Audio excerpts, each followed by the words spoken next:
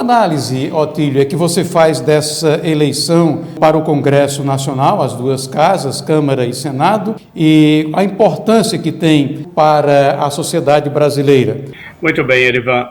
Bom, eu não daria uma resposta absoluta em termos de mensuração, qual que é a eleição mais importante. Eu apenas destaco e chamaria a atenção para a desproporção que existe entre o envolvimento da população na eleição presidencial e eu diria assim, até às vezes de uma completa indiferença das pessoas, da população, às eleições na Câmara, porque, na verdade, nesse regime tripartite, a partir das ideias de Montesquieu, de três poderes, do judiciário, do executivo e do legislativo, os três são importantes e um não convive bem numa democracia sem o outro. Então, eu só diria que deveria também, por parte da população, e aí a nossa reflexão nesse instante, deveria haver um maior envolvimento da população, acompanhamento, atenção, dar importância ao que acontece na Câmara. Nós tivemos uma eleição na Câmara essa semana, mais uma vez se confirmou o poder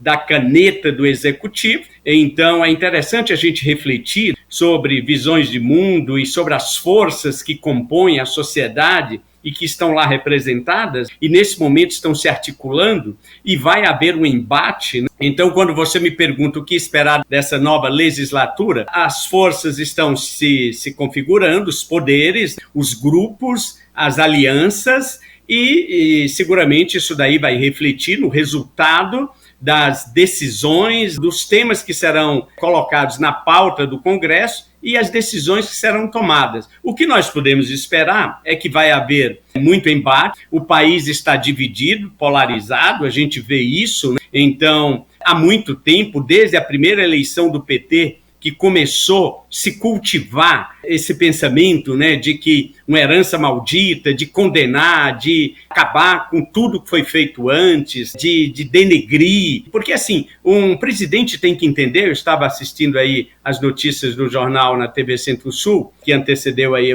o início da nossa conversa aqui, e eu estava vendo uma coisa criticável, negativa, que se vê no presidente Lula, é o seguinte, parece que ele é presidente do PT. Ele tem que entender que hoje ele não é mais presidente de um partido, ele é presidente da nação, e ele fala em tudo isso, de democracia e tudo mais, entretanto seus atos, sua conduta, né, caminha numa direção completamente oposta. É isso que é criticável, que deve ser rejeitado, é isso que a nação brasileira tem que estar condenando, né? E não pode se coadunar com isso. Você vê a hipocrisia, porque é o seguinte, desde que se começou a pensar a política como uma arena onde as pessoas podem expressar livremente o seu pensamento, mas tem que existir alguns princípios, tem que existir alguns valores. Todas as ideias são válidas, todas as pessoas não precisam se sentir constrangidas e devem expressar livremente suas convicções, seus pontos de vista, seus interesses e tudo mais. Agora, o que é execrável, por exemplo, você falar uma coisa e agir de outra maneira. Isso que é negativo. Então, por exemplo, a gente estava vendo aí a colocação do Michel Temer, que é um exemplo claro, explícito da incoerência do PT, porque eles condenam, eles falam em democracia e falam em respeito às regras do jogo, e a gente sabe que um golpe é a violação dos preceitos democráticos, das regras do jogo. Então, existe uma clareza sobre o que é golpe. Golpe é quando se desrespeita as regras estabelecidas na Constituição, no normativo jurídico, em todos os documentos oficiais, o ritual democrático que existe. Então, o impeachment da Dilma seguiu todo o ritual democrático, foi presidido pelo Supremo Tribunal Federal. Entretanto, eles insistem nessa conversa de que houve golpe e, além do mais, levando um assunto interno para o estrangeiro.